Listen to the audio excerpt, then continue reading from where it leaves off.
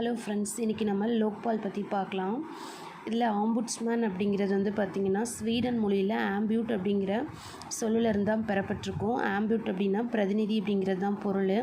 Ombudsman அப்படின்னா யாருன்னா நிர்வாக முறைகேட்டிலேருந்து குடிமக்களை காப்பாற்றக்கூடிய ஒரு அதிகாரியை தான் ஆம்புட்ஸ்மேன் அப்படிங்கிறாங்க. உலக அளவில் ஊழல் தடுப்பு நடவடிக்கைகளில் ஃபஸ்ட்டு வந்து யார் கொண்டு வந்தா அப்படின்னா ஸ்வீடன் தான் வந்து கொண்டு வந்தாங்க.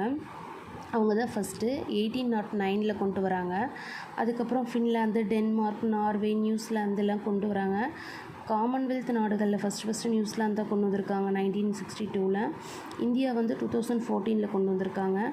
ஃபஸ்ட்டு இந்தியாவில் அசோக்குமார் சென் அப்படிங்கிறவர் தான் ஓம்புட்ஸ்மேன் அப்படிங்கிற கருத்தை முதல்ல அவரால் தான் முன்மொழியப்பட்டிருக்கு.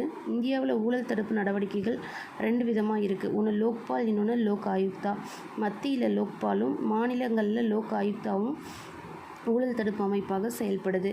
லோக்பால் அப்படின்னா என்னென்னா மக்கள் காவலன் அப்படின்னு சொல்லி பொருள். லோக்பால் அப்படிங்கிற வார்த்தையை சட்ட வல்லுநரான LM சிங்வி தான் வந்து பார்த்திங்கன்னா 1963 அந்த வார்த்தையை வந்து சொல்லியிருக்காரு. லோக்பால் அப்படிங்கிறது மத்திய மாநில அளவில் அமைச்சர்கள் அப்புறம் செயலாளர்கள் இருக்காங்க இல்லையா, அவங்க மீதான ஊழல் புகார்களை விசாரிக்கக்கூடிய அமைப்பு தான் லோக்பால். குடியரசுத் தலைவரால் லோக்பால் அப்படிங்கிற அமைப்பு அமைக்கப்பட்டுச்சு. இது ஒரு சட்டப்பூர்வ அமைப்பு. இதுக்கப்புறம் முதல் நிர்வாக சீர்திருத்தம் ஆணையத்துடைய பரிந்துரையின்படி லோக்பால், லோக் ஆயுக்தா அப்படிங்கிற அமைப்பு அமைக்கப்பட்டிருக்கும்.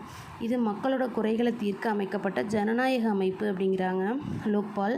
ஸ்ரீ வீரப்ப மொய்லி தலைமையிலான 2வது சீர்திருத்த ஆணையத்தில் வந்து பார்த்திங்கன்னா நிர்வாக சீர்திருத்த ஆணையத்தில் லோக்பால் அலுவலகம் விரைவில் நிறுவப்படணும் அப்படின்னு சொல்லி முன்மொழிஞ்சிருப்பாங்க. 2011 லோக்பாலுக்கான அண்ணா இயக்கம் தொடங்கப்பட்டிருக்கும். தேங்க்யூ.